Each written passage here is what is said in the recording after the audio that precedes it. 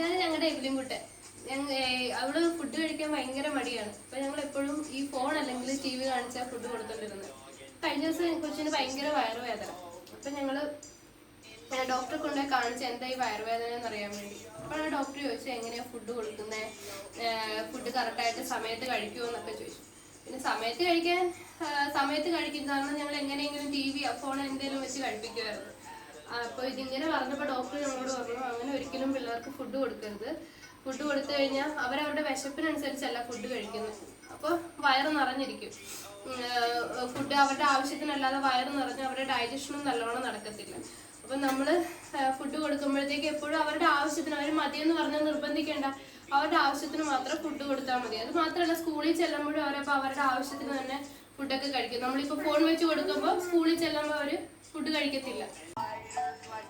ഞാനിപ്പോൾ ഈ വീഡിയോ വെച്ചത് നിങ്ങളെ ഇതൊന്ന് കാണിക്കാൻ വേണ്ടി മാത്രമാണ്. ഞാനിപ്പോൾ അവർക്ക് ഫോൺ വെച്ച് കൊടുത്ത് ഫുഡ് കൊടുക്കാറില്ല.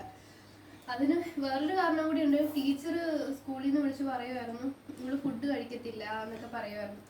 അപ്പോൾ പിന്നെ ഈ വയറുവേദനയായിട്ട് ഞങ്ങൾ ഡോക്ടറെ അടുക്കൽ ചെന്നപ്പോൾ ഡോക്ടർ ഇങ്ങനെ പറഞ്ഞപ്പോൾ ഞങ്ങളോർക്ക് ഈ മെസ്സേജ് നിങ്ങൾക്കും കൂടി തന്നാൽ അത് നിങ്ങൾക്ക് ഉപകാരപ്രദമായിരിക്കുള്ളൂ. പെട്ടെന്നൊന്നും ഇങ്ങനെ ഈ ശീലം മാറ്റാനൊന്നും പറ്റത്തില്ല. പതുക്കെ മാറ്റിയത് തന്നെ വേണ്ടത്. ഇപ്പോൾ അവൾക്ക് അങ്ങനെ ഫോൺ നിർബന്ധമൊന്നുമില്ല. അവൾ സ്കൂളിൽ ചെന്ന് പതുക്കെ ഇപ്പോൾ ഫുഡൊക്കെ കഴിച്ചു തുടങ്ങി. അത് മാത്രമല്ല, ഈ നമ്മൾ കറികളൊക്കെ കൊടുത്താലും അല്ലെങ്കിൽ നമ്മൾ എന്ത് കൊടുത്താലും അവർ ഈ ഫോണും കണ്ടിട്ടിരിക്കുമ്പോൾ അവർക്കത് മനസ്സിലാകത്തില്ല എന്താ കൊടുത്തേക്കുന്നതെന്ന്. അവർ ഫോണിലേ ശ്രദ്ധിക്കത്തുള്ളൂ.